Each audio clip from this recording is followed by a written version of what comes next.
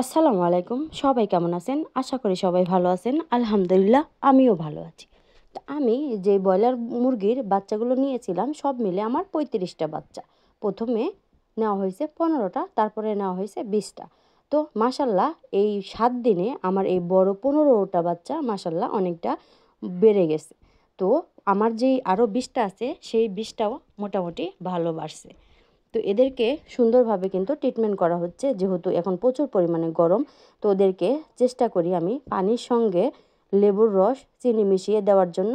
আর সেটা যদি না দেই তাহলে কিন্তু আমি রেগুলারই লাইসোবিট দিয়ে পানি দিচ্ছি। এই কয়দিন যেহেতু প্রচুর পরিমাণে গরম পড়ছে, তো ওদেরকে কিন্তু এরকম পানি অবশ্যই দিতে হবে। আর কিন্তু আমি কিন্তু দিনের বেলা যেহেতু প্রচুর পরিমাণ গরম থাকে, আমি কিন্তু লাইটটা ব্যবহার করি না। শুধু রাত্রেবেলা লাইটটা ব্যবহার করি, আর দিনে সকালে দেখা যায় যে ৭টা পর্যন্ত লাইটটা জ্বালিয়ে রাখি। তো আমার কি এই বোর্ডিংয়ের মধ্যে কি এখন তো বোর্ডিং শেষ হয়ে গেছে, তো আমার কি ঠিক আছে কিনা। তো আর তারপরে এই যে এখানে ৩০টা নেওয়া হয়েছে, একটা ফ্রি দিছিল তো যাই হোক, ওইখানে কিন্তু ৩১টা টাইগার মুরগির বাচ্চা আছে। তো মাশাল্লাহ এখানেও সবগুলো বাচ্চা আলহামদুলিল্লাহ এখনও বেঁচে আছে, একটাও এখনও ক্ষয়ক্ষতি হয়নি। তো ওদেরকেও আমি রাত্রের বেলা শুধু লাইট দিয়ে রাখি। ওদের বয়স আজকে ৪ দিন হয়নি, ওদের বয়স আজকে ৩ দিন।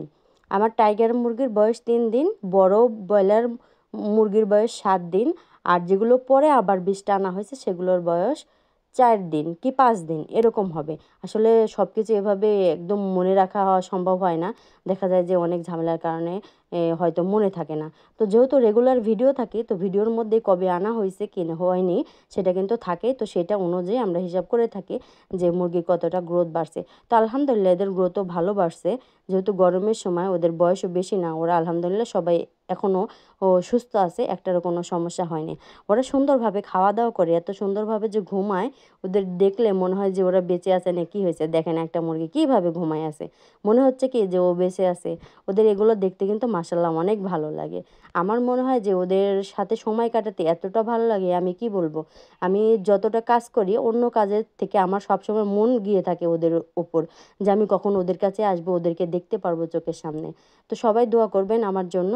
আর সবাই কিন্তু আমার পেজটা ফলো দিয়ে লাইক কমেন্ট শেয়ার করে পাশে থাকবেন।